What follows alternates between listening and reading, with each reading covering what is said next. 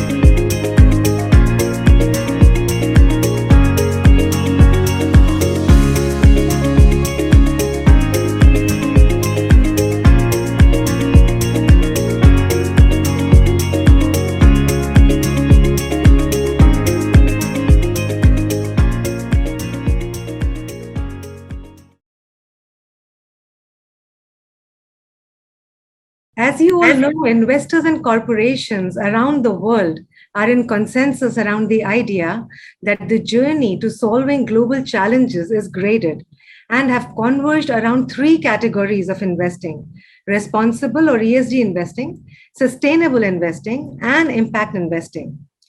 Collectively, as per GSIA, the Global Sustainable Investing Alliance, this impact continuum has attracted $59 trillion in 2020, almost half of global professionally managed assets.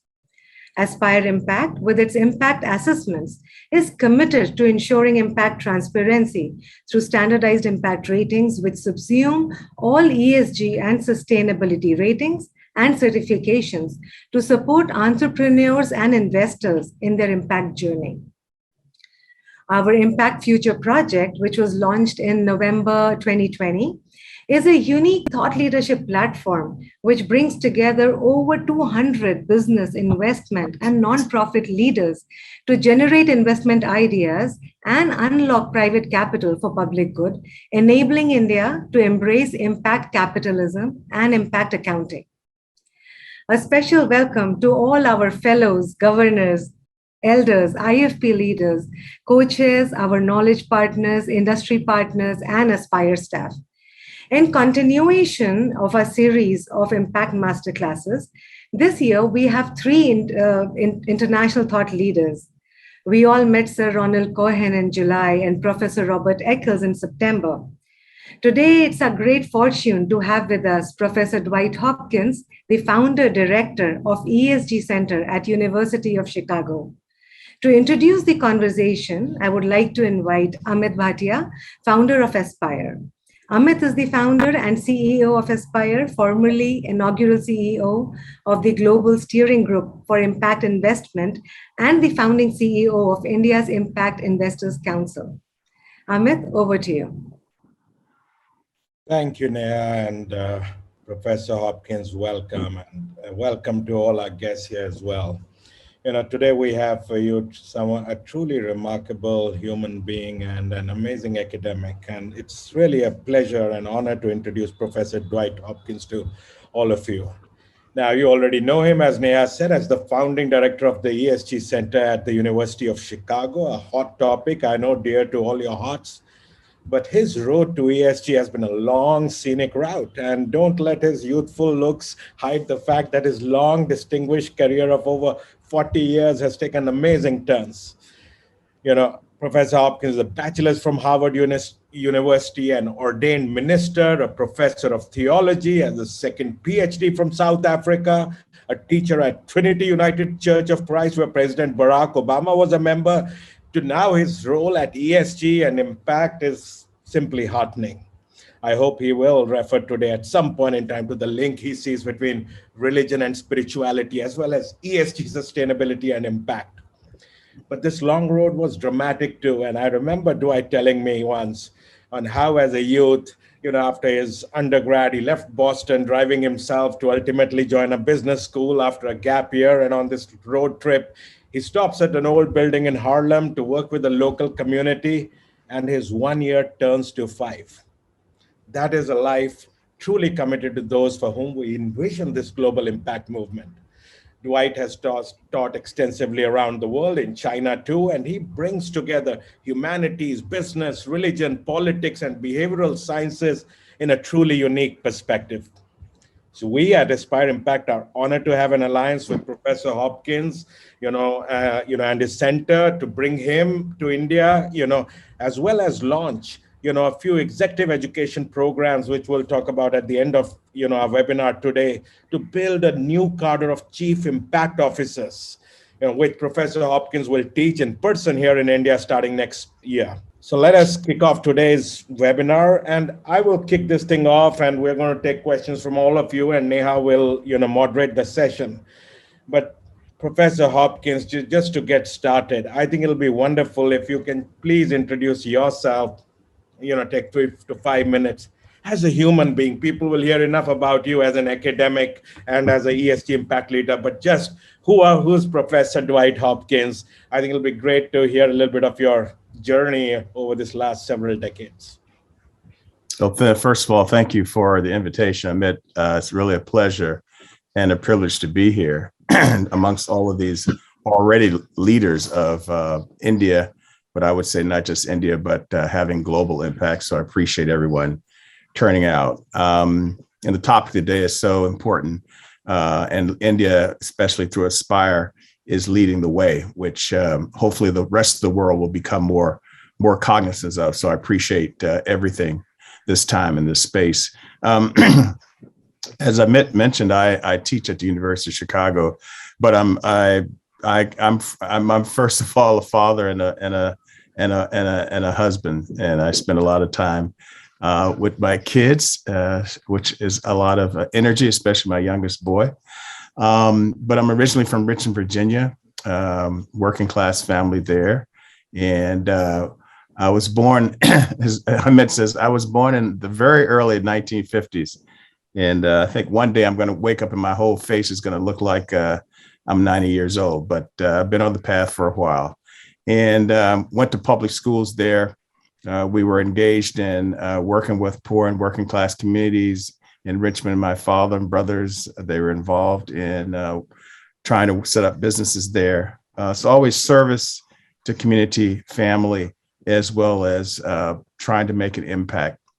And then my father wanted me to have a better education. So he sent me to a boarding school in Massachusetts, a Groton boarding school, where I spent second through the, well, you would know, British system, second through the sixth form. Americans have no idea what that is, 8th through the 12th grade. And there I was exposed, and this was in 1967.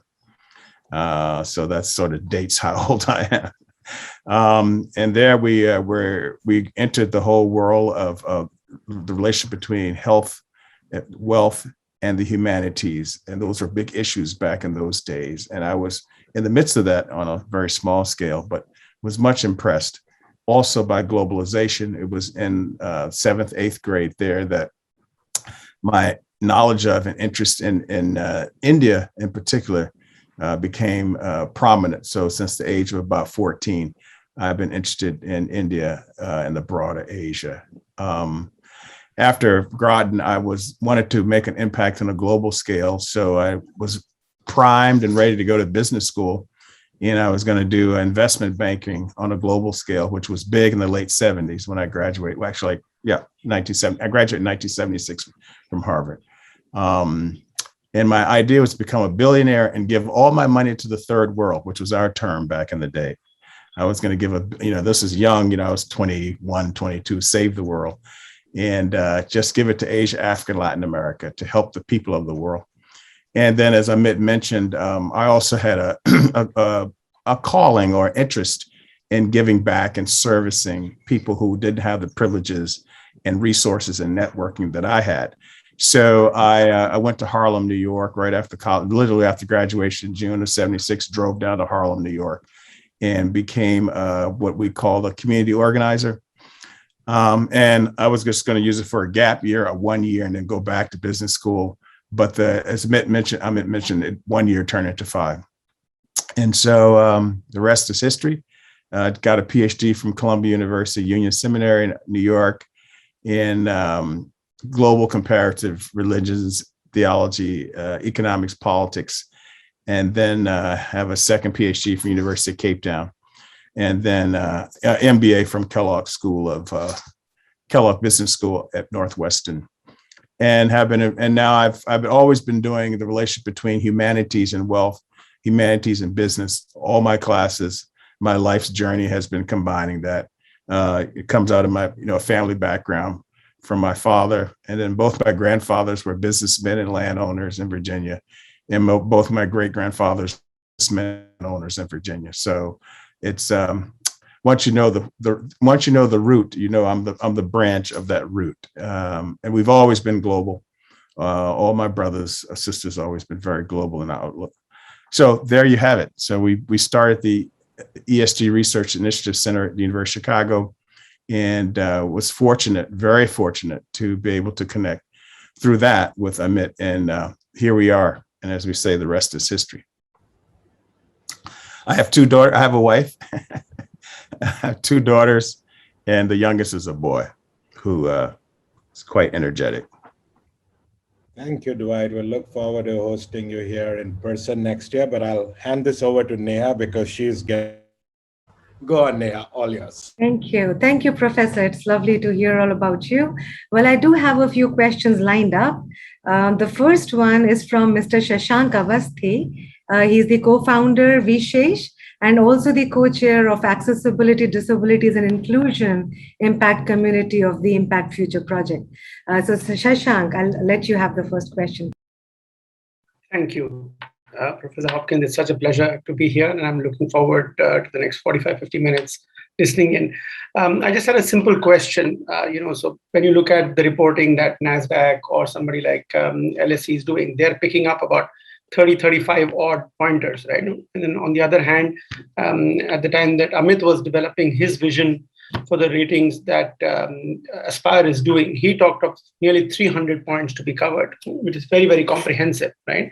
And I just wanted to get a sense from you how you see the trade-off, if that's the right expression. Do you see coexistence? How do you see both of these playing out? Because there's the discussion around, okay, that's just ESG.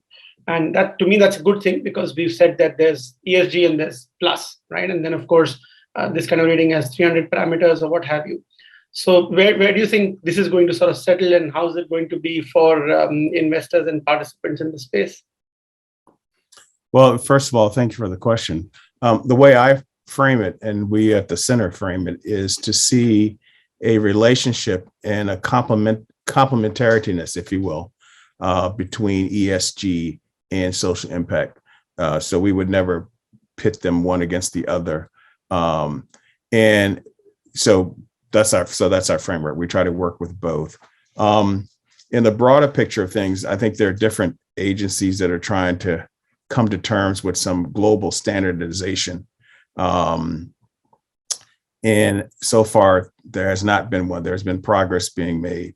So how we see it, framework. Secondly, just the objective reality that's what the reality is, that we don't have with standardization. At the same time, I think that the way they can work together, ESG as well as impact investing, is to try to work together. Is the word I'm looking for. Work together on overlapping criteria. ESG obviously has environment with a whole list of criteria under that, social, and then governance, and then Aspire, particularly as the leading and original assessment and rating agency in India, but it may be globally, I'm not sure, but it wouldn't surprise me, has the 4P proprietary methodology. And as I study both ESG criteria and Aspire's 4P methodology, there seems to be, and there are in fact, overlapping criteria that would be helpful for both.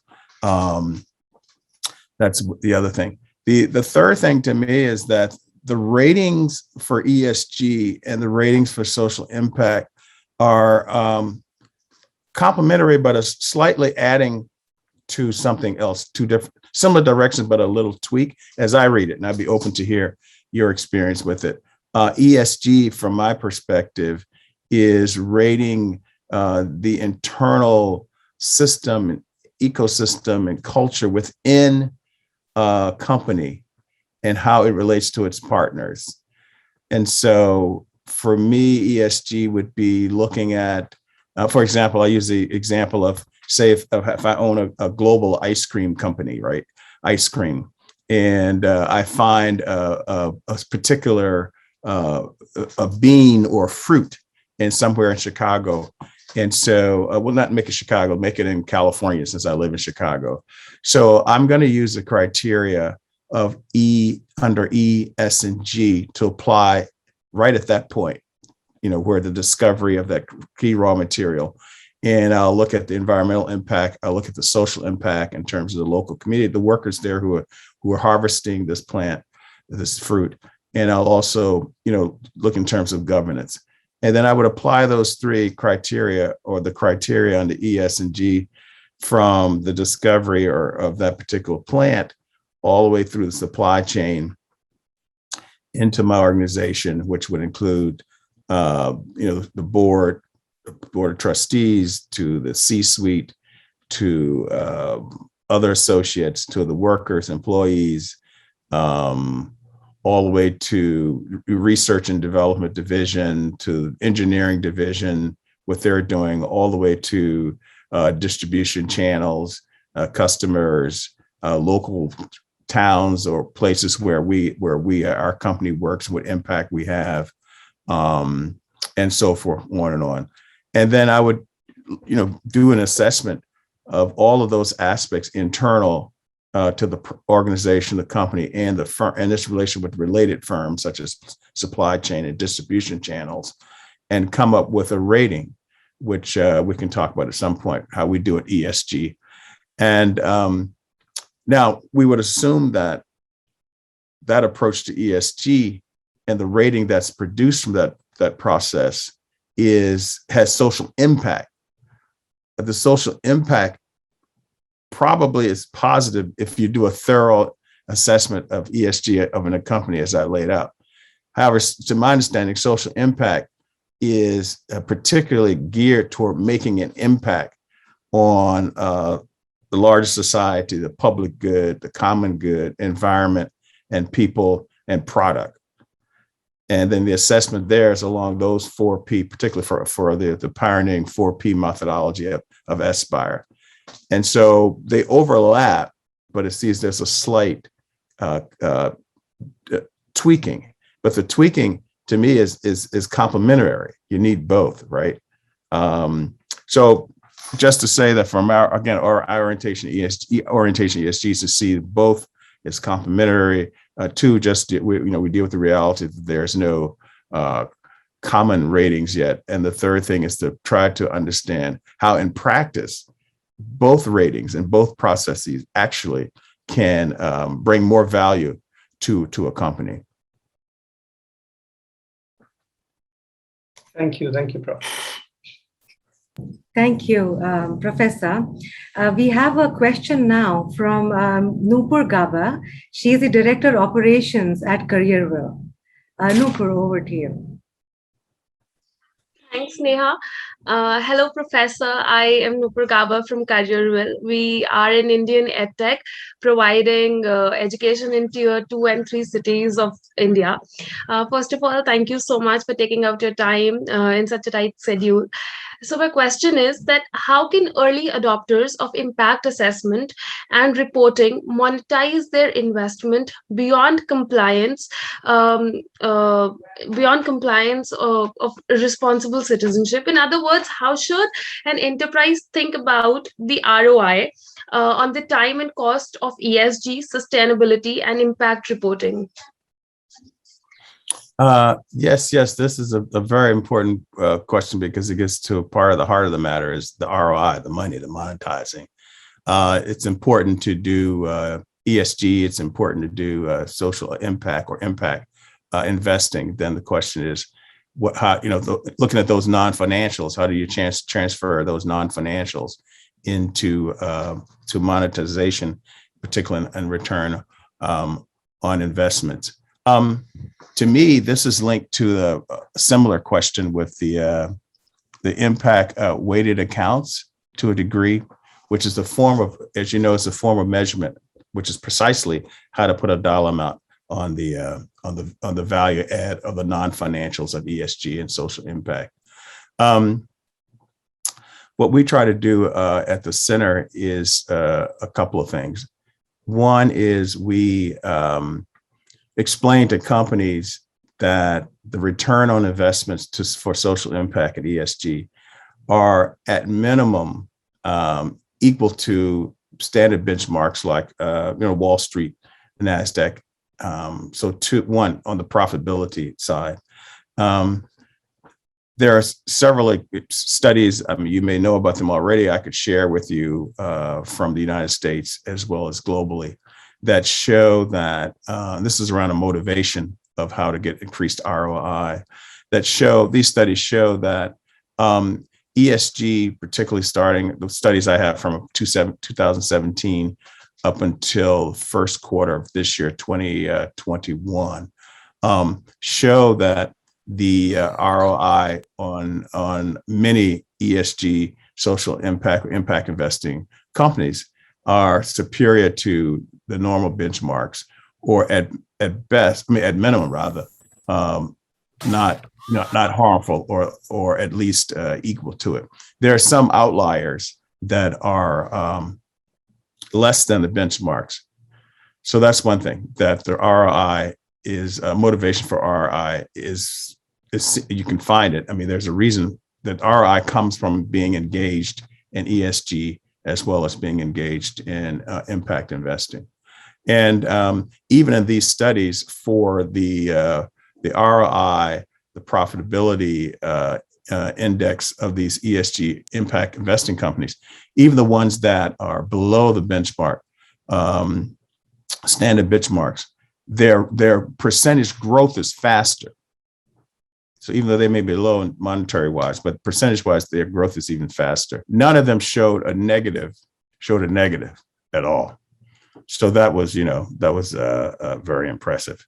So what are we saying? We're saying one is to appreciate that, in fact, there's enough data, and I think compelling data, that ROI comes along with ESG and social impact, which to me is very compelling. And again, let me just maybe frame my answer. I know here in the United States, part of my response is in the context of the US, right, where there have been some doubters, and particularly here at the University of Chicago, that might be a good example. And it may reflect some of the trends in India. University of Chicago, is is the heart of Milton Friedman, who the father of free enterprise in the United States. And he made a famous statement in 1970 in the New York Times. He wrote an article saying that the purpose of a company is to return profits to the shareholders. And if any company engaged in what we would call today ESG, or what we would call social impact, then that company is involved in socialism. So there's a strong current that we have to be aware of that's going against ESG and social impact. And so what I do is I talk about, I think that there's an ethical, there's a moral dimension to ESG and social impact. But if we just bracket that, we can still see, even on the relationship of monetization, ROI, the ESG and social impact are doing well. In fact, if we take Milton Friedman's perspective, ESG and social impact demands are really supply and demand. It really, even on that, we don't have to deal with the other parts. Does it help climate or all of that, or social, or does it help transparency and government policy and governance? In fact, if I'm a business person, which I'm also am, another part of my life, then I'm gonna look at the supply, the demand, and I'm gonna give the supply. And there is a growing momentum, obviously in India, but also across the world, as you know, and Northern European countries have been the lead on this. The United States is catching up. Even, China, the Communist Party there Xi Jinping took a decision that the private companies in the United States, the private companies in China have to have ESG impact investing, annual reports. And so the ESG, they're just taking off, they're scrambling. So globally, there is a push for ESG and impact investing. And if as that demand increases, it's also going to increase the valuation of companies. It's also going to increase more and more money being attracted to those companies that are engaged in ESG and social impact. So it's to me, and then those companies are more and more going to be looking for ways to evaluate and show internally with internal reports as Aspire uses, and to the company itself, and external reports to the larger public, how they're incorporating ESG and social impact. So to me, ROI is a good indicator that brings together the momentum that we're seeing. It also provides data, compelling data, with some, there are obviously ups and downs, but compelling data that ESG is the way that companies should go, particularly those that are starting. That's excellent. Thank you. Thank you, Professor. I have a question on the chat from Pradeep Panigrahi, Larsen and Toubro. Pradeep says ESG rating is mostly based on publicly available information, but many things go on in a company or a business which is based on solid performance, and sometimes it's not practical enough to go public. Most of the ratings, therefore, are not foolproof. How do we solve this issue? Right. Again, excuse me, as we know, dealing with valuations of private companies is always a challenge, right? Because they're not listed, they're not public, and there's not certain data that's exposed, that's shown in order to do a comprehensive and reliable assessment of private companies as we have for public companies. It's true. The issue of evaluating private companies is a big issue all around, because we don't have the access to the type of data that we get with public companies, and public companies have data that is compelled by regulations, particularly here in the United States and as well as other places as well. Now, when we look at still, there's a way to have reliable data in the private sector. And again, I think it comes from the types of evaluations we do of them, particularly around ESG and impact investing, the methodology that we use, and of course, the willingness of the leadership of the executive team or C-suite and the board in the private sector. I'll give an example of how we're dealing with it at the ESG Center here at the University of Chicago. We do evaluation on the private company that takes a long time. It could take 6 months to a year. And, there has to be complete buy-in and complete transparency and a complete partnership over that period of time. so that we can get access to all the data, and we can find out which are the particular metrics that are needed for specific parts of the company. As I mentioned before, with the example of the ice cream, thoroughly go from where the plant is, the raw material, all the way to supply chain, all the way out to distribution, to communities, customers, et cetera. So again, to me, it comes down to the effectiveness of the assessment, the rating company that's working in the private sector. I think as I learn more and more about Aspire, that's what it does. It's comprehensive 4P methodology with all over 300 subcategories. It's just an incredible system that's been developed there. So that's it. There's an example right in your own home, so to speak, in India, that is providing a way to deal with that particular data on the private sector side. So again, it's how we relate to, what are the particular rating methodologies and the particular companies that are doing that, and also the nature of the partnership between them and the companies in the private sector that we're using. We're finding in our studies and also in our partnerships with other research institutes, both in the corporate world, but also at university settings, that more and more companies in the private sector are, in fact, at least, again, obviously I'm contextualizing a lot of what I say within the US context, are more and more the private sector corporations and firms are willing to share the data and willing to partner with companies like, I would say in your case, like Aspire, or research institutes like ours, or other global rating agencies. Why? Again, because of the demand is pushing them to do that. Demand is pushing them to do that. For example, in the United States, and I would say globally as well, I don't want to tread into India because we have you all who are experts there. But in the United States, we know that the next 25 years, the millennial generation and then Gen Z after them, they're going to be inheriting trillions of dollars in wealth transfer. And this is the area, this is one of the huge demand consumer markets in the US. They're pushing for more ESG. They're pushing for more specificity of social impact investing. So back to basic supply and demand, just on that level, there's a huge market, consumer market, just from those two sectors. Two, one of the studies, which I can share later offline, looked at consumers and employees, and they did a whole set of questionnaires and built a whole sort of ecosystem of a methodology of questionnaires, cross-references and checking questionnaires.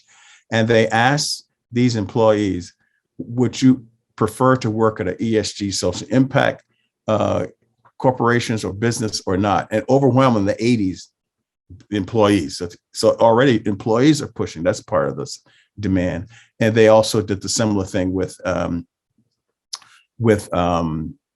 consumers. And again, in the 70s to 80s, they also got the similar type of response from them. So again, I keep coming back to this issue of supply and demand, particularly in the United States, because again, we're battling some headwinds where there's a lot of good news in various agencies in the U.S. and globally, but still there's people are focusing on how do you make a profit, and two, is this simply the latest the latest fad? Is this like a new dance or a new song, and eventually go away? And so we've been, maybe because of our context, we've been trying to hammer down on what is ESG and impact investing and how it is compatible with business propositions. Okay, thank you, Professor. I have a question from Mr. Sridhar Lal, Head of Sustainability at Bangalore International Airport. So, Mr. Hi, good evening, Professor and entire team over here. I'm Sridhar Lal. I am from Bangalore International Airport. A bit curious to understand a couple of areas of how do we start preparing the companies from the startup level to the with regards to the impact weighted accounting.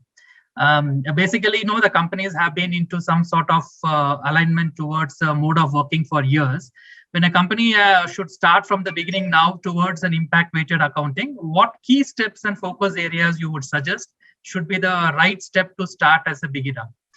That's the first question. And the second one is if you could just enlighten us with some strategic examples of some corporations who have made those changes, that will be very helpful. Right. Very important question. A question of impact weighted accounts. I mean, first of all, there are agencies that are providing education and training on what impact weighted accounts are, to how they apply or can be applied by firms or corporations, businesses at various stages of their development, whether it's beginning stage, mature, middle stage, or a much more mature stage. Obviously, Aspire is one of those. So you have one right there. But also there's the, as Amit mentioned, since he's like one of the major founders, as you know, the Global Steering Group for Impact Investment. And the third one is the Impact Management Project. And as you know, the Impact Management Project is trying to develop a global consensus on how to measure ESG. And the Global Steering Group for Impact Investment is trying to develop a global consensus on how to measure and deal with impact investing. And there's another group, another fourth group, and that's at Harvard Business School. They in fact have it's called an impact weighted, what is it called? Impact Weighted Accounts Project at Harvard Business School. And it's a pretty robust team of academics and researchers who are dealing with exactly with these questions that you have raised.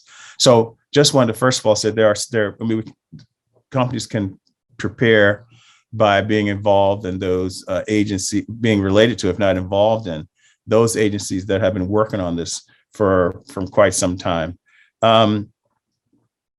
I think the other thing is that there can be training for specific office holders. We talked about the Chief Impact Officer.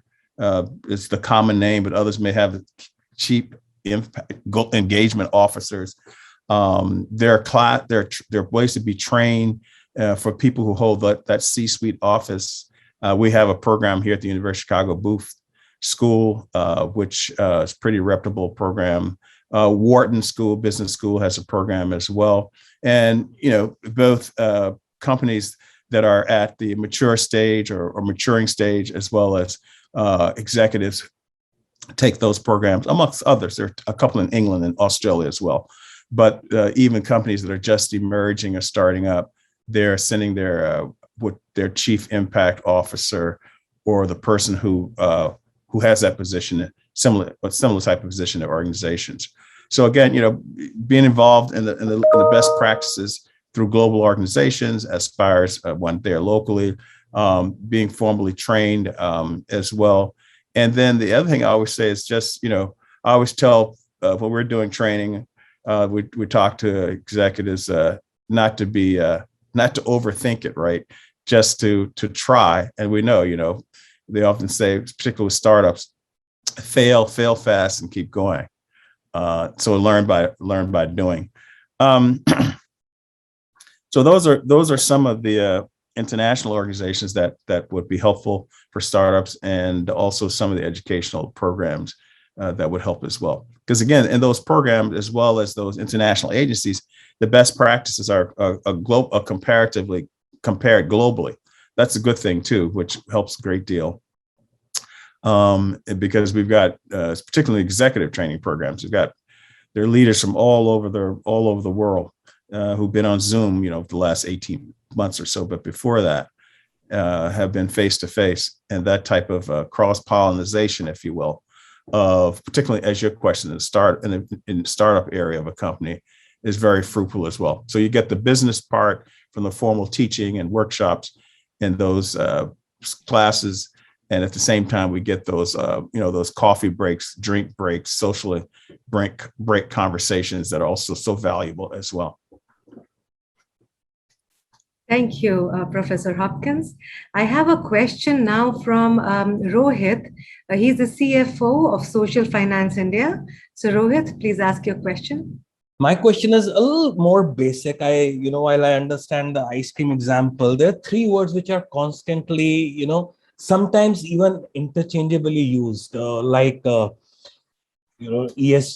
sustainability, and then impact.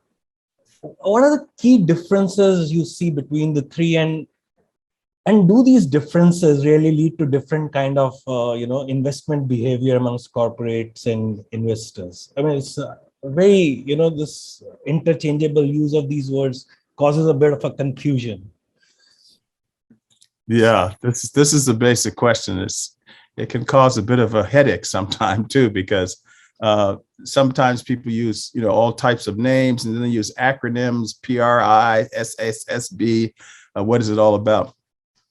Let me try to respond by how we at the center map out the types of positive and progressive relationship between, as we call, the humanities and business.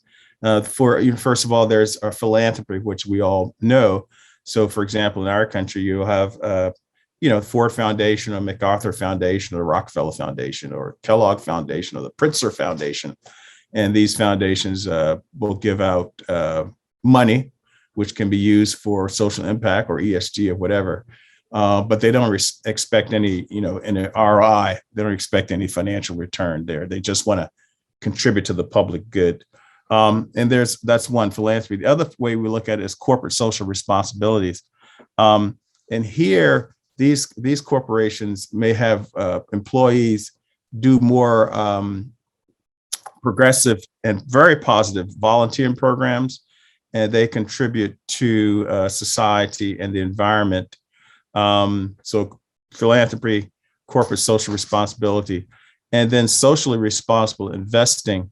At least I know in the late 1960s and 70s, it was called don't invest in bad products, such as tobacco or military. Not that military is a bad product, but tobacco and weapons or alcohol. It was often called do no harm. And I know even in 1969, the World Council of Churches set up a subdivision called Program to Combat Racism. And it was one of the global leaders against colonialism in Africa, Asia, and Latin America, particularly in Africa. And then it morphed more toward boycotting and you're not using do no harm. That is, don't invest in, don't relate to companies that are supporting apartheid. So there's a long history there. And impact investing, to me, may build on that, but goes beyond that, because it's intentionally saying we're going to invest in companies and situations that have a positive impact for a community. It's going to have a positive impact in terms of products, and I would say services. It's going to have a positive impact in terms of the planet. It's going to have a positive impact in terms of people, and it's going to have a positive impact in terms of policy and governance. And it's investing, so our return on investment is definitely important. Profits is very important as part of that, and it's going to have a targeted, conscious intent and how we're going to using that particularly aspires, use the proprietary 4 Ps. So it has targets, it has a methodology, it has an intentionality, it has a way of assessing the current state of social impact investing, and it has a mechanism or methodology that helps companies post assessment. ESG, as I mentioned earlier, is similar and complements and supports social impact investing as we understand at the center. At the same time, it's the ice cream thing. We're looking at applying the categories under E, S, and G to every aspect internal to the company and every aspect of the process of the company's functioning, all the way out to customers in that sense. So again, we deal with those categories: philanthropy, corporate social responsibility, socially responsible investing, impact investing, and ESG. So, and I'm sure there's overlap with of the categories as well. But that's a very important question because that's the foundation question. What are we talking about? And we try to avoid a lot of acronyms and jargon, especially the university setting. Thank you, Professor. I would like to invite now Mr. Ravi Kant. Ravi Kant ji is the former VC and MD of Tata Motors and now active in healthcare philanthropy. Ravi sir, over to you. Thank you, Professor Hopkins, for interacting with us today. I would like to ask you a question on what should India do? What should India's role be in the evolution of ESG or social impact investing, whatever you want to call it, by? You talked about that there is no kind of consensus on what this standardization should be. So should India follow its own standards? Should it formulate its own standards, own regulations, things like that? Or should it try to act in consonance with some of the other organizations or places where it should kind of co-lead with them? And second would be is, what should the pace you suggest should India take in coming at the forefront of this movement? Because I do feel that social investing and things like that would be quite dear to people in India. And because capitalism as such is not a very, very good word here.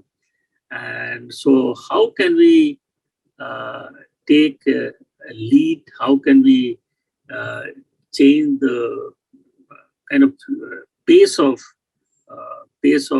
change which is happening? And what should we need to do?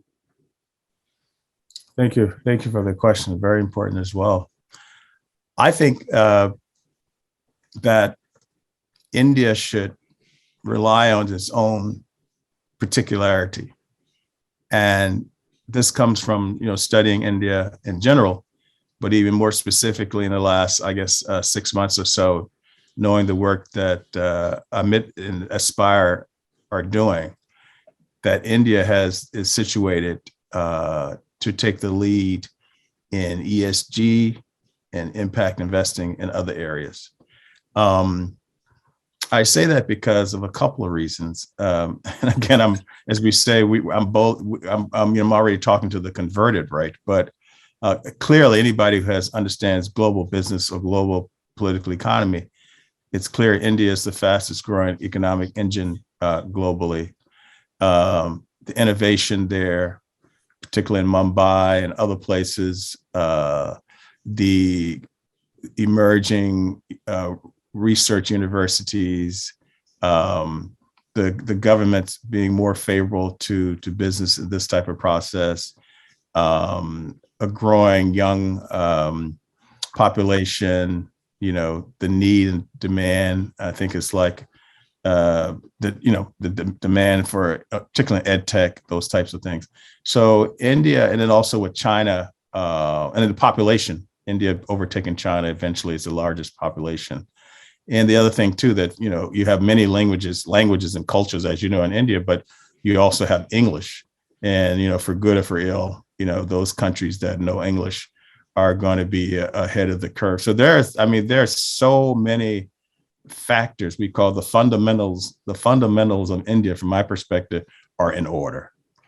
And what this says to me is those fundamentals are priming India to take the lead, particularly in ESG, and as you say, to become an impact nation. So how does one do that? Well, as I mentioned earlier, I would urge and affirm and continue that what you're doing is to draw on the resources in India. What are the particular resources of India? One, two, what's the particular culture of India? And here too, each country that's made, in human history that's made contributions to the larger world have drawn on the strengths of their particularity. The United States is, there's strong emphasis on family and communities, but there's also a very strong culture of rugged individualism. which, as you know, globally can have some, it can have positive, but it can have some negative impacts for other countries around the world historically. And that has helped, Wall Street, Silicon Valley, it's helped Hollywood, it's helped, freedom to think on one's own in the great universities of Harvard and Chicago and all this. There's a rugged individualism, and that leads to some of the positive, at least to some negative too, but some of the positive dimensions of success in the US. And that's part of the particular culture of the United States. So, I won't elaborate what the particular cultures in India. I have some ideas, but you all know better. That I think it may be a 5,000-year-old civilization, if not more. So relying on the resources, relying on the culture, and also relying on the values that India brings to the world table. And again, just framing some things that I see as an outsider, and the values better than I do. And I would also say the history of India from its beginning to now, to me, is very, as a foreigner and outsider who's admiring and learning more, there's some, I guess you could say, intriguing lessons for the world. At the same time, if I think the leading factor is to rely on all that India is, but at the same time, it's to learn from the best practices internationally. We've talked about, I don't have to go over, but there's probably 8 to 10 global, coalitions from the United Nations to all over, from the Principles for Responsible Investment. PRI has 6 principles that companies around the world are signing on to all the acronyms, GIIN to SASB, which are all in the reports and the websites of Aspire. There are best practices that India can learn from globally in order for India to become a leading impact a nation. And then the other thing I would say is, to really accelerate a nation to become an impact nation, you need a leading agency that does assessment and rating. One, you need a combination of major research institutions, universities in particular. 3, you need innovative entrepreneurial hubs. And I'm using Mumbai because I have contact in Mumbai. There are others in the countries. And 4, you have to have government support. And it seems to me if we're baking a cake of impact nation, then at least those 4 ingredients are needed. And as I can see on this part of the ocean, India has all 4 and more. So I just think the timing is right. The time right. I have deep relationships in China, both friends as well as some business and nonprofit education connections. So China, I think, is a major power. At the same time, as we look around the corner, let's look ahead.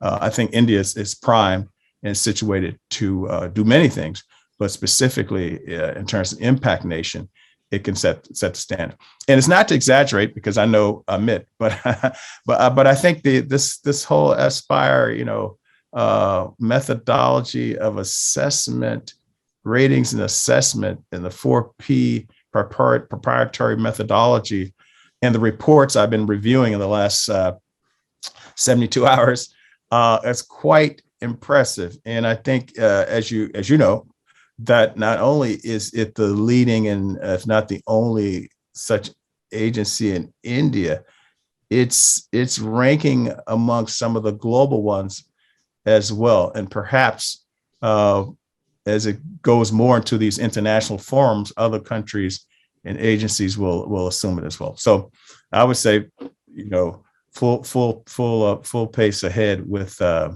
that. In terms of the question of capitalism, the way we frame it at the center is that different ways. We're combining both the best of the humanities with the best of business, that is with capital.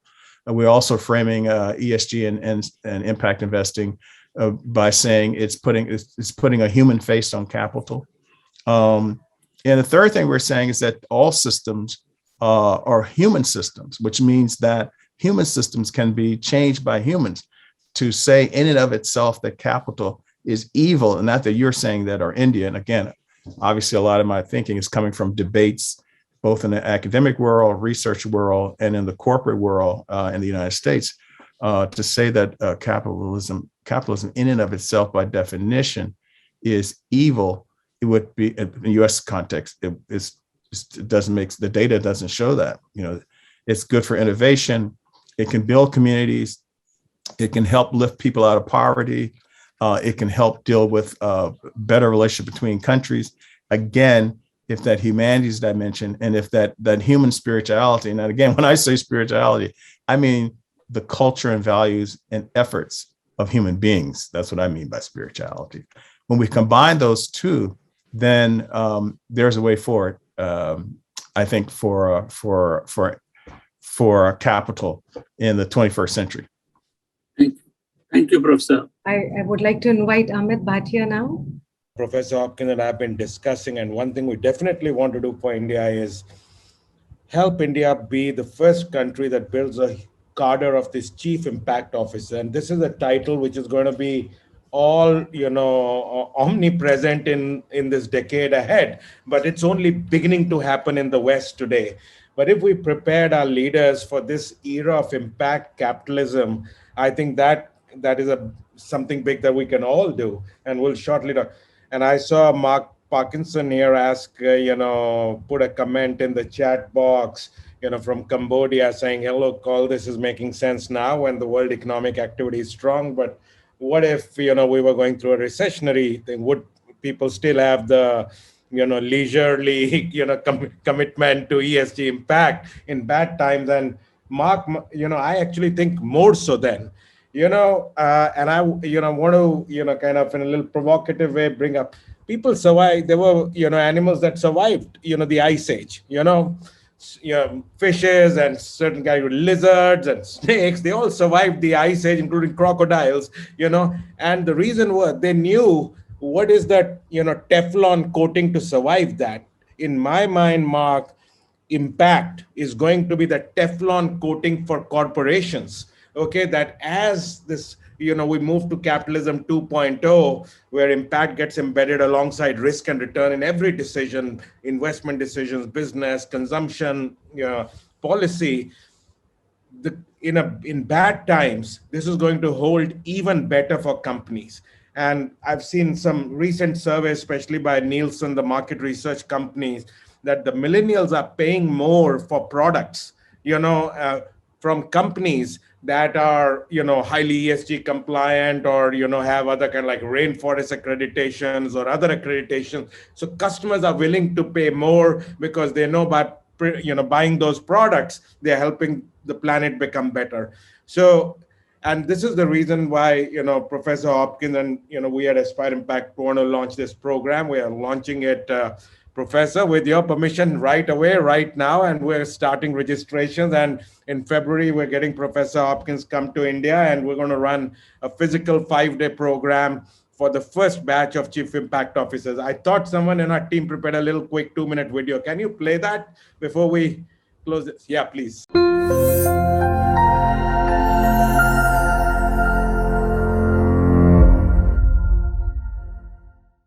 Since the beginning of this century, with the advent of Millennium Development Goals, triple bottom line, principles of responsible investment, and Nobel Prizes for Muhammad Yunus and Al Gore for social entrepreneurship and climate action respectively, we have seen the momentum built around a global impact movement, which will bring measurable impact alongside risk and return to the forefront of business, investment, policy, and consumption decisions. Technology enables us to measure the impacts of companies in a granular way and to analyze their impact performance in a similar way to their profits. Some governments will mandate the publication of impact-weighted financial accounts. Impact investing came into being, where you come up with a very clear statement, I want to make impact, and then you demonstrate how you will make an impact. And an investor who chooses you because you are doing these two things makes you an impact investor. The power of impact investing is not really to challenge philanthropy, but it's challenging the hegemony of capital and maximization of returns. Together with it, capacity building. It leads to leadership capacity building, managerial capacity building, and then access to basic support services of healthcare, childcare, nutrition, and shelter.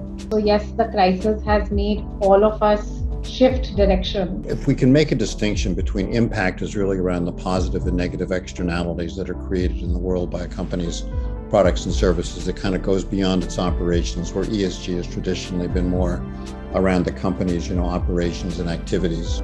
The world needs a new cadre of impact leaders who can be Sherpas in the journey of their organizations, corporations and financial institutions, nonprofits and regulators to ensure compliance, manage ESG sustainability and impact risks, deliver optimized impact-weighted profits, manage organizational impact branding, innovate, be future-ready, and demonstrate highest levels of global citizenship.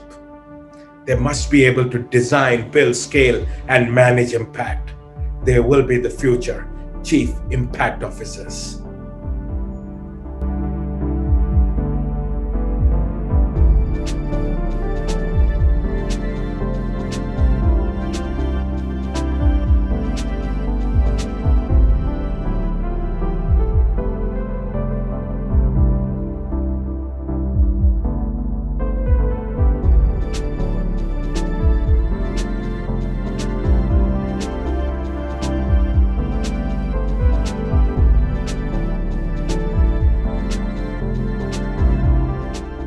May I invite Mr. Ravikant one more time to come in and raise a vote of thanks for Professor Dwight Hopkins? It was a pleasure to listen to Professor Hopkins. I'm listening to him for the first time. And I was very impressed with both the depth and the breadth of his knowledge and experience and views on several matters related to impact investing and to ESG. I think he has great clarity of thought, and he's able to explain this in a very nice and simple manner, which I like very much. And I do hope that the association that Amit is forging with him would be kind of a pathbreaker to greater awareness about this topic and to accelerate it even further.